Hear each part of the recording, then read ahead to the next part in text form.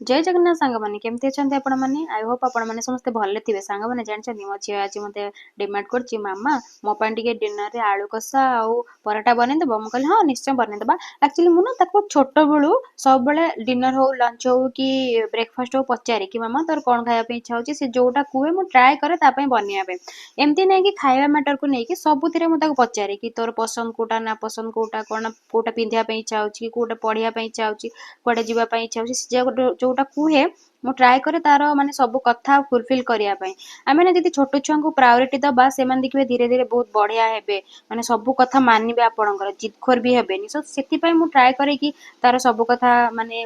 मानिया पई मु ता कथा जदि सुनिबी सी भी मो कथा सुनिबो ना तो सेति पई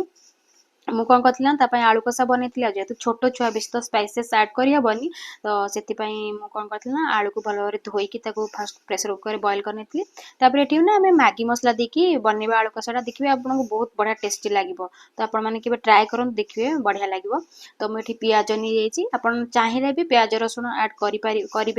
विदाउट प्याज रसुण बनइबे कि मेन है मसलाटा टमेटो अदा देकी से मसलाटा तैयारी हम आउट कंचा लंका ऐड कर जेहेतु कंचा लंकाटा एते स्पाइसी नथिला तो ये जे देखो आलू भी आमर बढ़िया बॉयल हो जाए मु कड़े सोरिष तेल देकी जीरा शुखला लंका दे देती पियाज काटिकी भाजिली बढ़िया से पियाज भाजी हो गला जो टमाटोटा आम प्यूरी कर रखा पकई ना भल भाव भाजवा जब टमाटर कंचा अंशटा पलैब माने कंचा स्मेलटा बढ़िया भाव भाजी हो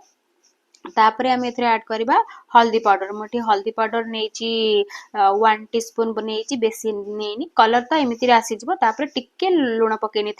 कहीं एठी आमर मैगी मसला जोटा ऐड करवा ना से अलरेडी लुण थाए जदि आप बेसी लुण ऐड करदे आपन तरकारीटा ना लुणिया हो तो मुझे मोर क्वांटिटी हिसाब से नहीं मैगी मसला 3टा मैगी मसला एनफ तो मैगी मसला मुझे ऐड करके भल भाव टे कषि नेली तापरे एठी हम कौन करवा ना नख उषुम पानी टिके अल्प पानी टिके दबा जमती मसलाटा कषिब सुखिला सुखिला रहा कौन हम ना मसलाटा भल भाव कषि हेनी लगिज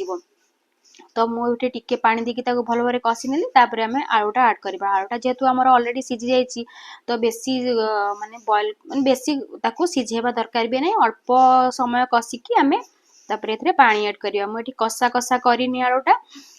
टे पानी ऐड करके झोल टाइप माने ग्रेवी टाइप करी छोट छुआ खाइबा इजी हम तो बहुत रियली बहुत टेस्टी थिला आपण माने ये मैगी मसला ऐड करके आलू कषा के बनातु देखिए बहुत बढ़िया लगे रुटी पराठा पूरी एमती कि भात सहित भी गरम गरम भात सहित ना बहुत टेस्टी लगे निश्चय ट्राए करन।